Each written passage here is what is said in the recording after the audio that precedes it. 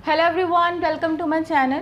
तो पिछले लेक्चर में मैंने आप लोगों को बताया था फॉर्मेशन ऑफ कॉन्ट्रैक्ट। कॉन्ट्रैक्ट होता क्या है, कितने टाइप्स का है, उसका लिंक मैं डिस्क्रिप्शन बॉक्स में डाल दूंगी। जिन्होंने नहीं देखा है वो लोग देख सकते हैं।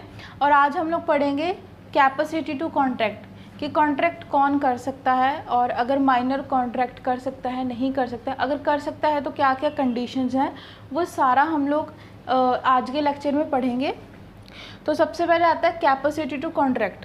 अब पिछले वीडियो में मैंने आप लोगों को बताया था कि कौन कौन कॉन्ट्रैक्ट कर सकता है, और अगर हम लोग कॉन्ट्रैक्ट कर रहे हैं तो उसके लिए मैंने आपको 5 पॉइंट्स बताए थे कि 5 पॉइंट्स होने चाहिए, तभी क्या हो सकता है, हमारा कॉन्ट्रैक्ट वैलिड होगा।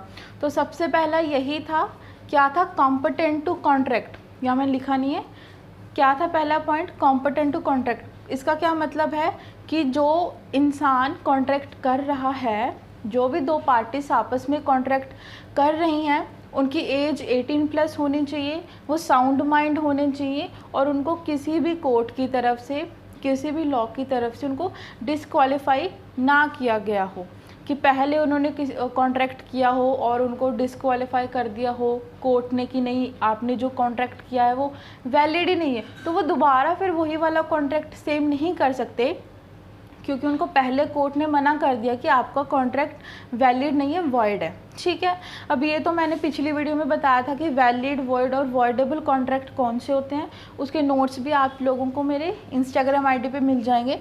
तो सेक्शन नंबर 11 हमारा यही बात करता है, कॉम्पिटेंट टू कॉन्ट्रैक्ट, कि कौन सा बंदा कॉन्ट्रैक्ट कर सकता है जिसकी एज 18+ है, जो साउंड माइंड है, कोई किसी को मेंटल डिसऑर्डर है वो कॉन्ट्रैक्ट नहीं कर सकता, साउंड माइंड होना चाहिए, कोई पागल ना हो, ठीक है, और किसी को पैनिक अटैक्स ना आती हो। तो ये सारी चीज़ें देखी जाती हैं एक कॉन्ट्रैक्ट करते समय।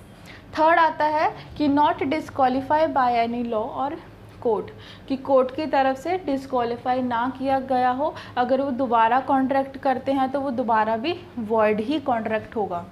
तो उसके बाद माइनर की अगर हम लोग बात करते हैं, तो अगर हम लोग किसी माइनर के साथ कॉन्ट्रैक्ट करते हैं तो वो कॉन्ट्रैक्ट क्या बन जाता है, याद रखना, वॉइड एब इनिशियो। वॉइड एब इनिशियो का मतलब है जो स्टार्टिंग से ही क्या हो, वॉइड हो, वॉइड फ्रॉम द बिगनिंग, कि जब उनका कॉन्ट्रैक्ट स्टार्ट हुआ था वो तभी से वॉइड है। ठीक है, अब देखो मान लो हम लोग इस केस की बात करते हैं, कहाँ गया, मोहरी बीबी वर्सेस धर्मोदास केस। बहुत ही ज़्यादा इम्पॉर्टेंट केस है ये, एग्ज़ाम्स में ज़रूर लिख के आना। और मैं आपको ये एक चीज़ बताती हूँ कि जब भी आप लोग एग्ज़ाम में अपने एग्ज़ाम्स देते हो अपनी यूनिवर्सिटी के, कॉलेज के, तो उसमें आप लोगों को हर क्वेश्चन में एक केस ज़रूर लिखना है। उससे क्या है, अच्छा इंप्रेशन जाता है, क्योंकि ज़्यादातर बच्चे कोई भी केस नहीं लिखते हैं। ठीक है, अगर आप लोग केस लिखते हो तो टीचर को लगता है कि हाँ इसको ज़्यादा नॉलेज है एज़ कम्पेयर टू बाकी स्टूडेंट से। ठीक है, तो अभी इस केस की अगर हम लोग बात करें तो इस केस के अंदर क्या है, मोहरी बीबी वर्सेस धर्मोदास। तो यहाँ पे क्या होता है, एक बंदा है सबसे पहले मैं आप लोगों को बता देती हूँ कि प्लेंटिफ क्या होता है और डिफेंडेंट क्या होता है। देखो, प्लेंटिफ वो इंसान होता है जो केस करता है, डिफेंडेंट वो इंसान होता है जिसके ऊपर केस किया जाता है। ठीक है, एक होता है पटिशनर, दूसरा होता है रिस्पोंडेंट।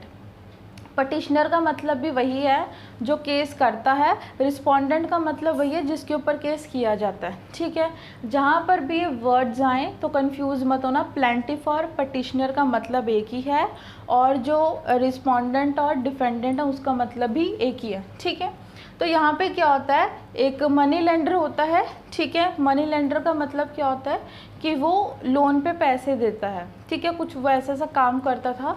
तो एक माइनर चाइल्ड था, छोटा बच्चा था, वो क्या करता है, उस मनी लेंडर के पास जाता है, ठीक है, और अपनी कोई चीज़ दे देता है उसको और उससे पैसे ले लेता है। ठीक है, 20,000 वो उससे ले लेता है और उसके बदले उसको अपनी कोई चीज़ दे देता है कि जब मैं आपके पैसे आपको वापस करूँगा तो आप मुझे चीज़ दे देना। बेसिकली हम लोग इसको क्या बोलते हैं, मोर्टगेज बोलते हैं। ठीक है, तो उसके बाद क्या होता है, जिसके जो मनी लेंडर होता है उसको इस चीज़ का नहीं पता होता कि वो जो लड़का है वो माइनर है, वो छोटा है 18 साल से।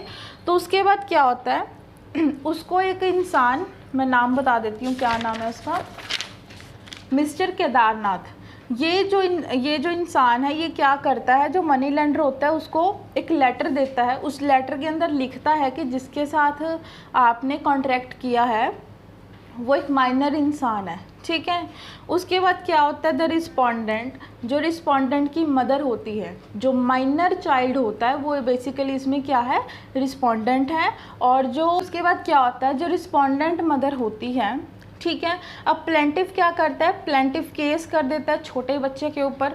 वो बोलता है कि भैया ये जो इंसान है ये माइनर है और इसने मेरे से पैसे लिए हैं, तो मुझे मेरे जो पैसे हैं वो वापस किए जाएं। तो कोर्ट यहाँ पे बोलता है कि आपने उसके साथ कॉन्ट्रैक्ट कर कैसे लिया, वो एक माइनर है। और अगर हम किसी माइनर के साथ कॉन्ट्रैक्ट करते हैं तो वो स्टार्टिंग से ही क्या हो जाता है, वॉइड हो जाता है, ठीक है। तो जो रिस्पोंडेंट की मदर है, ठीक है, उसके बाद वो क्या बोलती है कि son is a ward on the ground that son is a minor. तो सेम वही बात उसकी मदर भी बोलती है कि ये छोटा है, ये माइनर है, इससे समझ नहीं थी, आपने इसके साथ कॉन्ट्रैक्ट क्यों किया, आपने जो कॉन्ट्रैक्ट किया वो स्टार्टिंग से ही वॉइड था। तो यहाँ पे सुप्रीम कोर्ट क्या हेल्ड करता है, a contract with a minor is void एब इनिशियो। वॉइड एब इनिशियो का मतलब कि जो स्टार्टिंग से ही क्या हो, वॉइड हो। अब यहाँ पे एक क्वेश्चन आता है, बहुत इंपॉर्टेंट क्वेश्चन है, nature of a minor agreement. Minor agreement, अगर माइनर एग्रीमेंट करता है, वैसे तो वो क्या है, वॉइड है।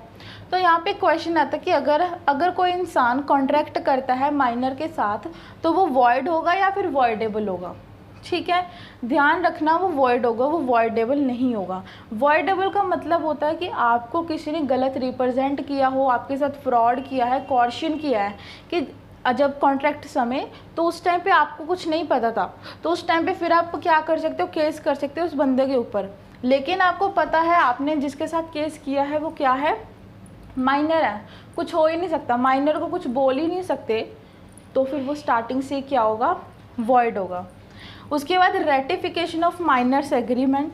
अब सबसे पहले हम लोग रेटिफिकेशन का मतलब समझते हैं। रेटिफिकेशन का मतलब होता है, हम लोग एग्जांपल लेते हैं, मान लो कि आपके स्कूल टीचर है, ठीक है, मान लो टीचर्स डे है और आप लोग क्या करते हो, अपने टीचर से परमिशन लेते हो कि हम लोगों को क्लास को डेकोरेट करना है क्योंकि टीचर्स डे है। तो आपकी मैडम क्या कहेगी, या तो हाँ बोलेगी या ना बोलेगी, ठीक है। अगर आपकी मैडम हाँ बोल देती है तो इट मीन्स उसने क्या दिया, उसने रेटिफिकेशन दे दी, मतलब हामी भर दी कि हाँ आप ये काम कर सकते हो। तो रेटिफिकेशन का मतलब भी वही होता है। यहाँ पे बात की जाती है कि जब एक माइनर, जिस टाइम माइनर होता है इंसान, क्या माइनर के बाद जब वो 18 साल का हो जाता है तो क्या वो कॉन्ट्रैक्ट, किसी कॉन्ट्रैक्ट के अंदर रेटिफिकेशन दे सकता है। तो यहाँ पे बोला गया है नहीं, the minor can not ratify the contract upon attaining the majority. जब वो 18 साल का हो जाता है तो वो रेटिफाई नहीं कर सकता किसी भी कॉन्ट्रैक्ट को, समझ गए। उसके बाद आता है minors liability for necessities. Minors liability for necessities का क्या मतलब है, मान लो हम लोग एग्जांपल लेते हैं कि एक 12 साल का बच्चा है, उसके मम्मी पापा नहीं हैं, ठीक है, एंड उसका एक गार्जियन है। वो गार्जियन क्या करता है, उस बच्चे की स्कूल की फ़ीस भी देता है, ट्यूशन की फ़ीस भी देता है, उसका खाने पीने का खर्चा करता है, हर एक चीज़ करता है, ठीक है। एंड उस जो बच्चे के जो मदर फादर होते हैं उनके पास कुछ प्रॉपर्टी होती है। तो यहाँ पे ये कहा गया है कि जो भी इंसान, कोई भी, चाहे वो चाचा ताया हो चाहे कोई भी हो, जो भी एक माइनर बच्चे की, अब माइनर बच्चे का पूरा खर्चा कर रहा है, उसका ख्याल रख रहा है, वो end of the day last में वो क्लेम कर सकता है। वो क्या है, जो उसकी प्रॉपर्टी होगी, माइनर की जो प्रॉपर्टी होगी उससे अपना पूरा हिस्सा ले सकता है, जो भी उसने खर्चा किया है माइनर पर, ठीक है। तो यही है, यहाँ पे बोला गया माइनर्स लायबिलिटी, यहाँ पे माइनर की लायबिलिटी बनती है, ठीक है। यहाँ पे माइनर लाइबल होगा अगर कोई दूसरा इंसान उसका खर्चा उठा रहा है, उसका ध्यान रख रहा है, ठीक है। स्कूल की फ़ीस, ट्यूशन की फ़ीस, हर एक चीज़ वो फिर उसको देनी पड़ेगी।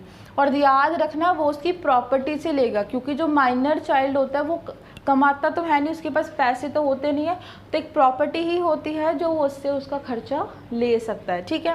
एक वर्ड है रिम्बर्समेंट। अब इस वर्ड का क्या मतलब होता है? इस वर्ड का मतलब होता है कि भैया आप जो आपने खर्चा किया है, आप उस खर्चा, सेम खर्चा आप लोग ले सकते हो उस माइनर की प्रॉपर्टी से। कब ले सकते हो? आप ये पॉइंट्स याद रखना, कब आप लोग उसकी प्रॉपर्टी से पूरा खर्चा ले सकते हो। सबसे पहले तो नेसेसिटीज़, कि आप लोगों ने उसकी ज़रूरत की हर चीज़ सप्लाई की हो उसको, ठीक है। सेकेंड पॉइंट आता है to a person who is incapable of making a contract. ऐसा नहीं है कि कोई इंसान बिल्कुल ठीक है, वो 20-21 साल का है, ठीक है, वो जॉब भी करता है और उसके, लेकिन उसके मदर फादर नहीं है, और आप उसका खर्चा कर रहे हो और बाद में बोलो कि भैया मुझे दे, खर्चा दे। आपको किसने बोला था? वो कमाता है, ठीक है। तो यहाँ पे बोला गया कि जिसका भी आप लोग खर्चा कर रहे हो, ठीक है, जिसके भी आप लोग रिस्पॉन्सिबिलिटीज़ ले रहे हो, जिसको भी आप लोग नेसेसिटी सप्लाई कर रहे हो, वो क्या होना चाहिए? वो इनकैपेबल होना चाहिए मेकिंग अ कॉन्ट्रैक्ट, मतलब कि 18 साल से छोटा ही होना चाहिए। इनकैपेबल कौन होता है? इनकैपेबल होता है जो 18 साल से छोटा हो, जिसके दिमाग सही ना हो, पागल हो, बीमार हो, ठीक है। थर्ड पॉइंट आता है डिपेंड, मतलब कि वो इंसान जो डिपेंड हो किसी दूसरे पर्सन पर, उसी से हम लोग क्या कर सकते हैं? उसकी प्रॉपर्टी से पैसे ले सकते हैं। फोर्थ पॉइंट ये बोलता है कि अगर आप लोगों ने किसी का भी खर्चा किया है माइनर का, तो आप लोग नो एक्शन, मतलब कि आप लोग केस नहीं कर सकते उसके ऊपर, ठीक है, कि मैंने इसका पूरा खर्चा उठाया है जब ये माइनर था, ये सारी चीज़ें। तो सेम यहाँ पे मतलब बिल्कुल सेम चीज़ बोली गई है हर पॉइंट्स में। लास्ट पॉइंट में बोला गया कि आप लोग एक्शन नहीं ले सकते, लेकिन आप लोग उसकी प्रॉपर्टी से कुछ हिस्सा ले सकते हो, जितना भी आप लोगों ने खर्चा किया है। और ये सारी चीज़ें आप लोगों को कोर्ट बताता है कि आप लोग कितना हिस्सा उनकी प्रॉपर्टी का ले सकते हो, कितने पैसे ले सकते हो, हर एक चीज़ ये कोर्ट ही बताएगा, खुद से आप कुछ नहीं कर सकते हो, ठीक है। उसके बाद पॉइंट आता है a minor can also acquire N immovable property by way of a gift. अब इमूवेबल प्रॉपर्टी का मतलब, अगर आप प्रॉपर्टी लॉ पढ़ोगे तो उसमें आप लोगों को पता होगा, बेसिकली इमूवेबल का मतलब वही होता है जो मूव नहीं हो सकती, ठीक है। जैसे कि लैंड हो गई, वो मूव नहीं, हम उसको मूव नहीं कर सकते, उसको उठा के कहीं लेके जा नहीं सकते हैं। लेकिन जो ज्वेलरी होती है वो इमूवेबल प्रॉपर्टी होती है। तो यहाँ पे बोला गया है जो ज्वेलरी होती है वो मूवेबल प्रॉपर्टी होती है। तो इमूवेबल प्रॉपर्टी जैसे कि लैंड हो गया, वो क्या कर सकता है? कोई भी माइनर को एज अ गिफ्ट दे सकता है। ऑब्वियसली बात है, वो कॉन्ट्रैक्ट तो कर नहीं सकता माइनर, लेकिन उसको गिफ्ट करके वो कोई भी प्रॉपर्टी, इमूवेबल प्रॉपर्टी दे सकते हैं। लास्ट टॉपिक आता है position of a minor in a partnership. अब ये चीज़ बोली गई है कि कोई भी माइनर कॉन्ट्रैक्ट नहीं कर सकता, ठीक है, लेकिन इन्होंने यहाँ पे बोला है कि वो पार्टनरशिप, मतलब वो पार्टनर बन सकता है किसी भी फर्म का, ठीक है। और ये जो पार्टनरशिप एक्ट है, ये भी हम लोग इसी कॉन्ट्रैक्ट के अंदर ही पढ़ेंगे, दूसरी बुक के अंदर है। तो सबसे पहले अब हम लोग यही वाला पॉइंट देखते हैं, a minor can not become a partner. ये कहा गया है कि कोई भी माइनर पार्टनर नहीं बन सकता, लेकिन अगर जितने भी पार्टनर हैं, मान लो कोई फर्म है, उसमें 5 इंसान हैं, वो उसके 5 पार्टनर्स हैं, और वो पांचों एग्री कर रहे हैं कि हाँ चलो ठीक है, इस माइनर को क्या कर लो, पार्टनर बना लो फर्म का, तो फिर उसको हम क्या कर सकते हैं? पार्टनरशिप बोल सकते हैं कि वो उसका पार्टनर होगा फर्म का। लेकिन उसको कुछ हिस्सा, जो माइनर होता है ना, तो उस माइनर की प्रॉपर्टी से भी वो फिर कुछ हिस्सा लेंगे फर्म के अंदर, एंड उसको फिर उसके हिसाब से उसको उसका प्रॉफिट मिलता रहेगा, ठीक है। तो वो पूरा बेनिफिट ले सकता है फर्म का, अगर वो उसका पार्टनर बन जाता है तो उसके पास भी भैया जो माइनर होगा उसके पास भी पूरा राइट होगा कि वो अपना प्रॉफिट मांग सकता है, और उसको प्रॉफिट मिलेगा भी, और उसको फिर अपनी प्रॉपर्टी का कुछ हिस्सा भी देना पड़ेगा, ठीक है। और ये बोला गया है, यहाँ भी बोला गया है ऑन अटेनिंग मेजॉरिटी, जब वो माइनर मेजॉरिटी, मतलब उसके पास मेजॉरिटी आ जाएगी, वो 18-19 साल का हो जाएगा, तो वो क्या कर सकता है? वो फिर उसकी मर्जी है, या तो वो उस कॉन्ट्रैक्ट को ख़त्म कर सकता है कि मैं आज से इस कंपनी का या फर्म का पार्टनर नहीं हूँ, या फिर वो दोबारा से कॉन्ट्रैक्ट करके रीन्यू दोबारा कॉन्ट्रैक्ट कर सकता है, ठीक है, कि हाँ मैं इस फर्म का कंटिन्यू रहूँगा, कॉन्ट्रैक्ट की मैं इसका कंटिन्यू पार्टनर रहूँगा। और उसके बाद आता है कि ये आप लोग, ये जो प्रोसीजर होता है, माइनर जब 18 साल का हो जाता है तो उसके बाद उसके पास 6 महीने होते हैं, उसको 6 महीने के अंदर अंदर ये सारी चीज़ें करनी होती हैं, अदरवाइज उसको फिर निकाल दिया जाता है, ठीक है। ये था हमारा capacity to contract and thank you so much, bye bye.